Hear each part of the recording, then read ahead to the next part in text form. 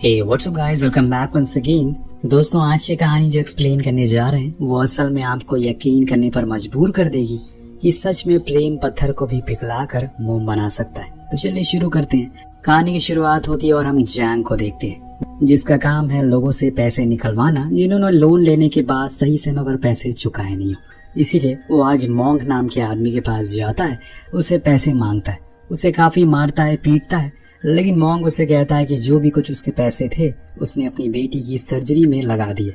आज उसका ऑपरेशन है, इसीलिए आज उसके पास एक भी पैसे नहीं है। अगर उसे उसकी जान चाहिए तो वो ले ले।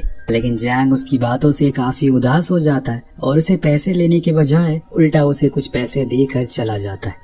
लेकिन जब ये बात उसकी बॉस को पता चलती है तो उसे बहुत सुनाती है और कहती है कि ये हमारे धंधे का वसूल नहीं है।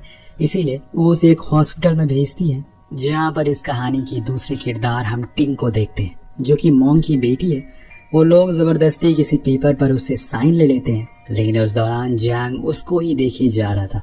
उसे कुछ महसूस हो रहा था, पर वो अपना काम करके वहाँ से निकल जाता है, क्योंकि इस बारी वो अपने बॉस के सामने बेइज्जत नहीं होना चाहता। और उसकी नीस हमेशा उससे पैसे मांगा करती है, क्योंकि उसे बहुत सारी मेकअप किट बाय करनी होती है। खैर, उस दिन के बाद से जैंग अब धीरे धीरे करके टिंग के बारे में सोचना शुरू कर देता है। यहाँ तक कि वो कई जगह उसका पीछा भी करता है, पर हद तो तब हो जाती है जब वो उसकी वर्क प्लेस पर पहुंच जाता है, जो कि एक बैंक थी। जिस चीज को देखकर टिंग बहुत ज्यादा गुस्सा होती है, लेकिन जैंग उसे बार बार अलग तरीके से बताता है कि कैसे वो अपने डैड का लोन चुका सकती है। पर टिंग कहती है कि उसे उसके तरीकों की जरूरत नहीं है, इसीलिए वो दूसरे काउंटर पर जाए। पर जैंग ने उस लाइन की सारी टिकट को खरीद लिया था, जिस चीज को देखकर अब टिंग को गुस्सा आ जाता है और मैनेजर को बुलाकर वो कंप्लेन करती है, जो आकर टिंग के कंधे पर हाथ रख देता है। और उसे देखकर जैंग को इतना गुस्सा आता है कि वो उसे वहीं सबके सामने बहुत मारता है, जिस चीज से ये साफ पता चल रहा था कि वो कहीं न कहीं उसे पसंद करने लगा है। लेकिन क्या ऐसा भी पॉसिबल है? टिंग एक मामूली सी लड़की है, अच्छे घर से बिलोंग करती है, वहीं जैंग एक डेट कलेक्टर है, यानी कि वसूली करता है। इन सब से अब टिंग तंग आ चुकी है, परेशान हो चुकी है, और इसीलिए वो पुलिस के पास जाकर कंप्लेन करती है। लेकिन वो लोग पहले से जैंग को जानते हैं, इसीलिए उसके अगेंस्ट कोई भी कंप्लेन रजिस्टर नहीं करते, कि हर दूसरे दिन वो यहाँ पर आता रहता है। नेक्स्ट सीन में हम जैंग की नीस को देखते हैं, जो उसके पास अपना रिपोर्ट कार्ड साइन करवाने आई थी, और इन दोनों की काफी अच्छी बनती है। अब उसकी पेन को देखकर जैंग को एक आइडिया आता है। वो फौरन घर पहुंचता है, जहां वो अपनी नीस के कलर से एक चार्ट बनाता है, जिसमें वो खुद का चेहरा भी बनाता है। और फिर नेक्स्ट डे उसे लेकर टिंग से मिलता है, जिससे वो उस चार्ट को दिखाते हुए कहता है कि ये काफी आसान तरीका है जिससे कि तुम अपने सारे पैसे रिपे कर सकती हो, लेकिन तुम्हें एक भी पैसे देने की जरूरत नहीं पड़ेगी। टिंग भी हैरान थी, इसीलिए वो पूछती है कि कैसे। तब वो उसे बताता है कि तुम जितनी बार भी मेरे साथ डेट पर जाओगी, इस चार्ट पर बने बॉक्सेस पर कलर करते रहना। जिस दिन ये सारे बॉक्सेस खत्म हो जाएंगे, तुम्हारा सारा लोन माफ हो जाएगा। उसका ये आइडिया सुनकर वो उसके ऊपर जूस फेंक कर वहां से चली जाती है, और एक बार फिर जैंग को बेइज्जत होना पड़ता है। अगर टिंग की जगह कोई और होता तो कब कब वो उसका खेल खत्म कर देता। अब वो उससे प्यार करता है, इसीलिए उसकी सारी हरकतों को माफ कर देता है। उधर हॉस्पिटल का बिल बढ़ता ही जा रहा है, जिस बारे में डॉक्टर उसे बताते हैं कि आपको जल्दी से इसे पे करना होगा, वरना हमें इन्हें आपको कहीं और शिफ्ट करना पड़ेगा। ये सुनकर वो हर जगह कांटेक्ट करती है, सभी को कॉल करती है, लेकिन कोई भी उसके बुरे समय पर उसका साथ नहीं दे रहा है। और इसीलिए अब उसके पास कोई और ना ऑप्शन होकर एक ही रास्ता बचता है, जो कि है जैंग के पास जाना। इसीलिए वो अगले दिन उसके पास जाकर बताती है कि वो उसके साथ डेट पर जाने के लिए तैयार है। उसे बस साथ में खाना ही तो खाना है, इसमें कौन सी बड़ी बात है। फिर क्या था, उसके बाद दोनों आए दिन मिला करते थे, और तब जैंग उन बॉक्सेस पर टिक लगाया करता था, जैसे कि उन दोनों के बीच में फैसला हुआ था। जैंग उसके सामने एक अच्छा लड़का बनने की कोशिश करता है बार बार, लेकिन हर बारी वो इस काम में फेल हो जाता है। यहाँ तक कि उसने अपने हेयर कट भी चेंज करवा लिया था, अपना पहनावा भी बदल लिया था, पर अब भी कुछ खास फर्क नहीं पड़ा था। इनकी डेट ऐसे ही चलती रहती है। इसी बीच वो जैंग के डैड से मिलने के लिए हॉस्पिटल जाता है और उनकी काफी अच्छी केयर करता है, जिसको देखकर टिंग को भी अच्छा लगता है, लेकिन वो कुछ कहती नहीं है। अगले दिन जब वो दोनों साथ होते हैं तो वो उस कार्ड के साइड में ऐसे ही टाइम पास करने के लिए खुद की भी ड्राइंग बना देती है, जिसको देखकर जैंग इतना ज्यादा खुश हो जाता है कि वो पूरी रात उसी ड्राइंग को देखते देखते सुबह कर देता है। अब तो उसने उसके जॉब पर भी कुछ खाने पीने का सामान भेजता रहता है, नेक्स्ट सीन में हम जैंग के कुछ लोगों को देखते हैं जो एक दुकानदार से वसूली कर रहे हैं, पर उनके पास देने के पैसे नहीं थे, इसीलिए वो उसकी बीवी को उसी के सामने बहुत मारते हैं। पर जब ये चीज जैंग देखता है तो वो अपने ही लोगों को मारना शुरू कर देता है और कहता है कि तुम्हें इन्हें ऐसे हैंडल नहीं करना चाहिए, कुछ तो शर्म करो।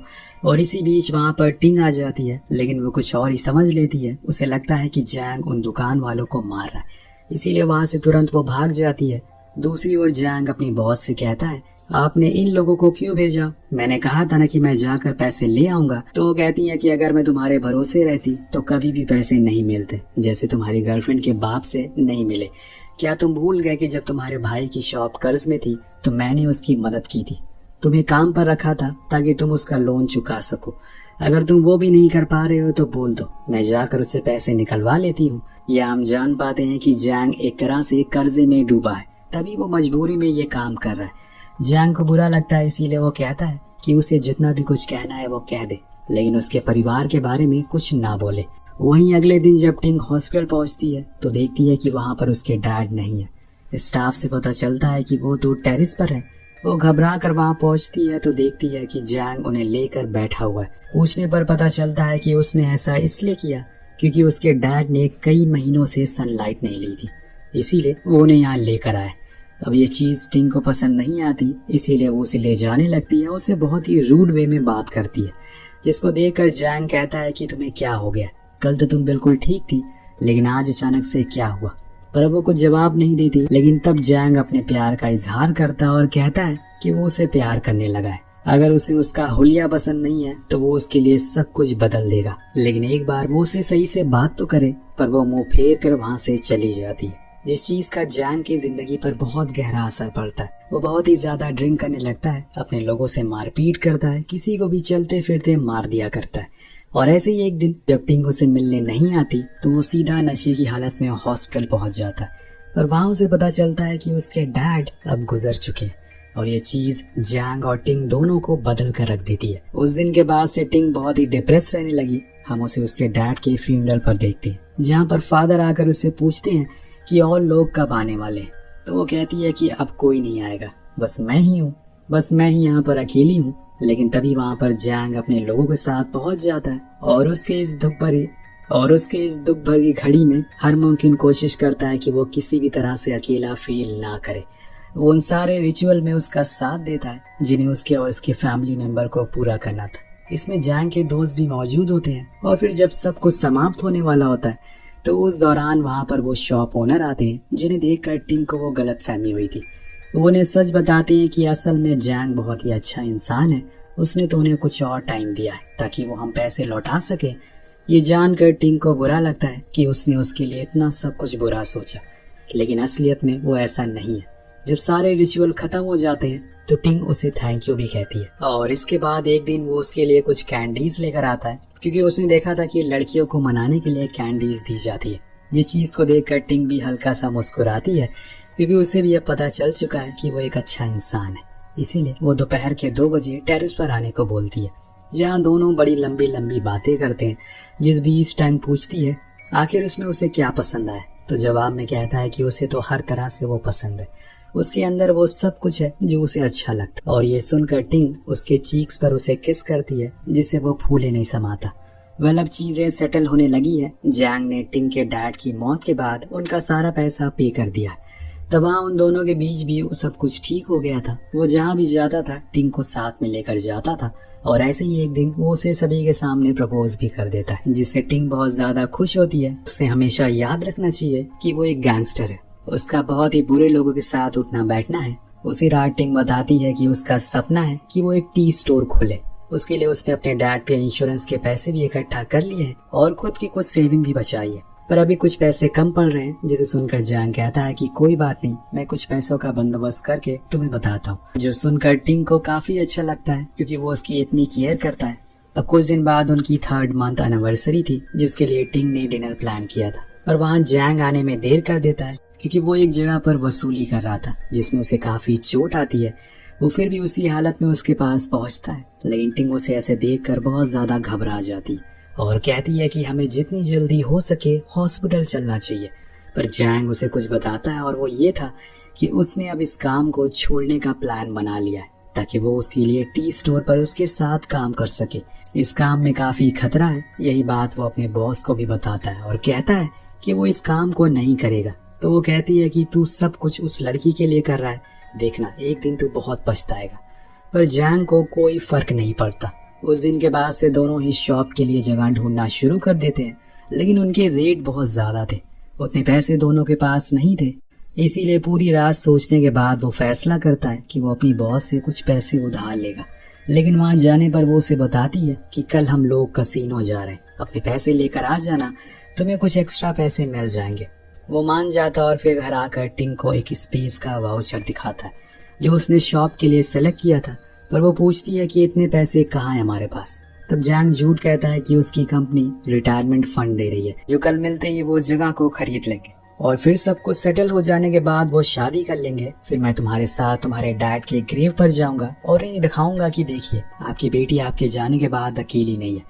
ये सुनकर टिंग काफी इमोशनल हो जाती है और दोनों गले लगाकर सो जाते हैं। सुबह जैंग अपने सारे पैसे लेकर बॉस की बताई हुई जगह पर पहुंच जाता है। वहां पर गैर कानूनी तरीके से जुआ खेला जा रहा था।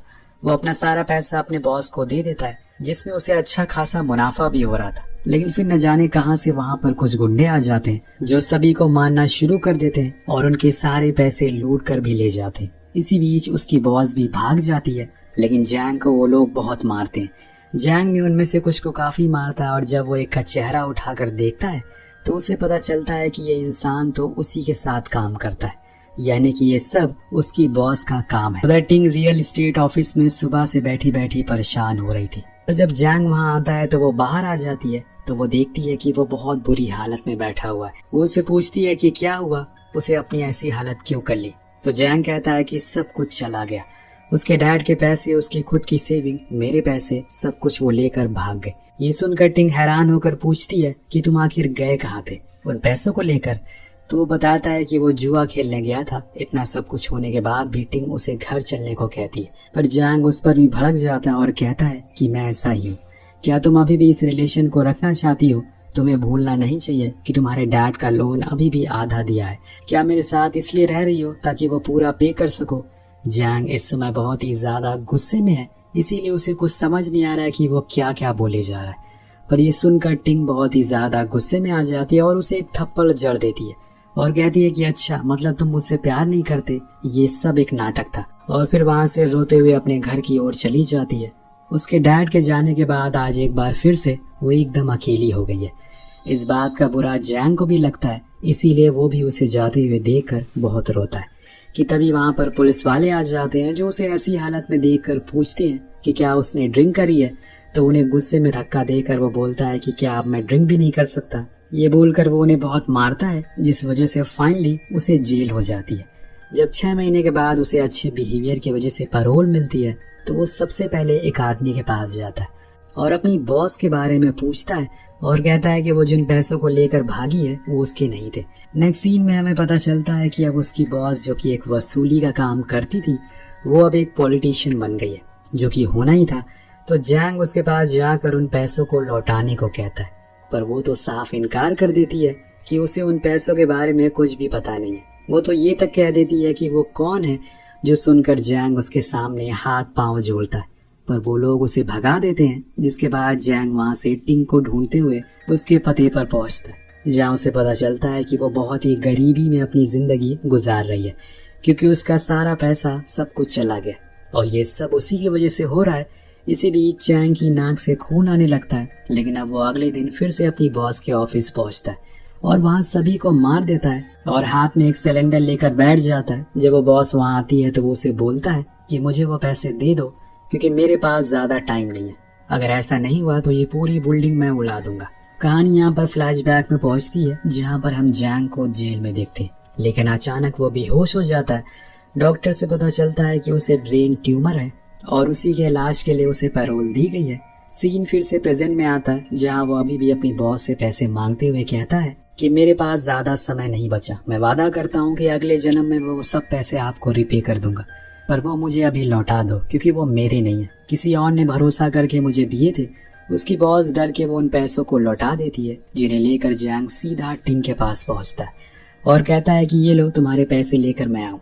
तो वो उससे कहती है कि तुम्हें क्या लगता है कि मैं उस दिन पैसों के लिए वहां से गई थी। ये बोलकर वो वहां से आगे बढ़ना शुरू हो जाती है, पर जैंग बार बार उसे उन पैसों को लेने को कहता है, जिसे वो गुस्से में उसे एक थप्पड़ मार देती है, जिसके झटके से एक बार फिर से जैंग के सर में दर्द होना शुरू हो जाता है। तो वो उसे पीछे से पकड़कर भीख मांगता है कि बस मेरे साथ 1 मिनट रुक जाओ, मुझसे बात कर लो, मुझे खुद नहीं पता कि कल मेरे साथ क्या हो जाए। लेकिन टिंग नहीं रुकती है और धक्का मार के वहां से चली जाती है।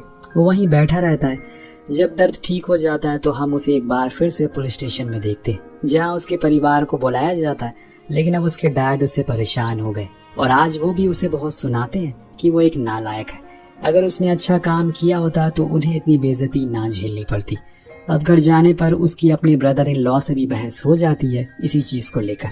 लेकिन देर रात वो अपने डैड के पास जाता है और उनके पैर दबाते हुए कहता है कि मैं कल ही जा रहा हूँ, अगर मुझसे कोई भी गलती हुई हो तो मुझे माफ कर देना। उसके बाद से वो जितने भी दिन रहता है बस हर दिन छुप छुप कर टिंग को देखता रहता है। एक दिन वो रोड के बीच में बेहोश हो जाता है जब वो दूर से टिंग को कैफे में बैठा हुआ देख रहा था। कुछ घंटों के बाद जब उसकी आंख खुली तो पता चला कि उसे कोई टिंग नाम की लड़की यहाँ पर लेकर आई है। कुछ देर बाद जब वहाँ पर टिंग पहुँचती है तब तक वो जा चुका था। अब पूछने पर पता चलता है कि वो बस स्टॉप पर गया था। अब टिंग को उसकी बीमारी के बारे में पता चल गया था, इसीलिए वो भागते हुए वहां से पैदल ही बस स्टॉप की ओर जाने लगती है, क्योंकि उसे पता चल गया था कि वो जेल से बाहर इसीलिए आया ताकि वो उसके पैसे को लौटा सके। टिंग को ये सोचकर बहुत ज्यादा बुरा लगता है कि उसने उसे दर्द में भी थप्पड़ मार दिया। अंदर पहुंचने पर उसे कुछ दूरी पर वो खड़ा मिलता है। वो फौरन भागते हुए जाकर उसे गले मिलती है और रोते हुए कहती है कि अब वो उसे फिर से छोड़कर ना जाए, वरना वो फिर से अकेली पड़ जाएगी। अब उस दिन के बाद से टिंग उसका ख्याल रखना शुरू कर देती है, हमेशा उसके लिए अच्छा अच्छा खाना बनाती है, उसके साथ समय बिताती है। उसने उन्हीं पैसों से उसकी सर्जरी भी करवा दी, जिससे रिकवर होने में काफी कम चांस होते। लेकिन उसका कहना है कि उम्मीद पर दुनिया कायम है। सर्जरी के बाद चैंग बहुत ही ज्यादा कमजोर हो गया था, पर फिर भी टिंग उसके साथ, तो उसे टेरेस पर लेकर जाती है, उसके साथ बुक पढ़ती है। लेकिन एक दिन दोस्तों, कुछ ही पल में सब कुछ खत्म हो जाता है। इंसान की जान और वक्त में कुछ ही पल का फासला होता है, दोनों ही कब खत्म हो जाए पता नहीं चलता। टिंग ने अपनी आधी दुनिया आज खो दी। जैंग अब इस दुनिया में नहीं रहा, लेकिन इसका सबसे ज्यादा असर हुआ जैंग के फादर पर। वो इस हादसे से इतना ज्यादा प्रभावित हुए कि उनकी मेमोरी लॉस हो गई। उसका फ्यूनरल होता है जहाँ वो सभी लोग आते हैं जिसकी जैंग ने कभी न कभी मदद की थी। जैंग ने मजबूरी में गलत काम किया, लेकिन वो इंसान अच्छा था। शायद तभी आज उसे इतने लोग अलविदा कहने के लिए आए। सभी की आंखों में आंसू हैं कि एक हंसमुख लड़का उन्हें छोड़कर चला गया। इसीलिए जब कुछ सालों बाद टिंग उसके डैड को नए ईयर के लिए लेकर जा रही होती है तो उन्हें याद ही नहीं होता है कि जैंग मर चुका है। वो बार बार पूछते हैं कि वो कब आएगा, जिसका जवाब टिंग के पास नहीं था। वो बस यही कहती है कि वो जल्दी ही वापस आ जाएगा। अब आखिरी दृश्य में हम देखते हैं कि टिंग ने अपने ऑफिस टेबल पर वही चार्ट रखा हुआ है जो उसे जैंग ने पहली डेट पर दिया, जिसके बॉक्सेस कभी पूरे फिल हुए ही नहीं क्योंकि वो इतना कभी मिल ही नहीं सके। यहाँ टिंग ने सभी गलतियों को ठीक करने की कोशिश करी, लेकिन जब तक सब कुछ सही हुआ जैंग के पास वक्त खत्म हो गया। वेल, आपको ये कहानी कैसी लगी नीचे कमेंट करके जरूर बताएगा। मिलते हैं अगली वीडियो में। Thank you so much.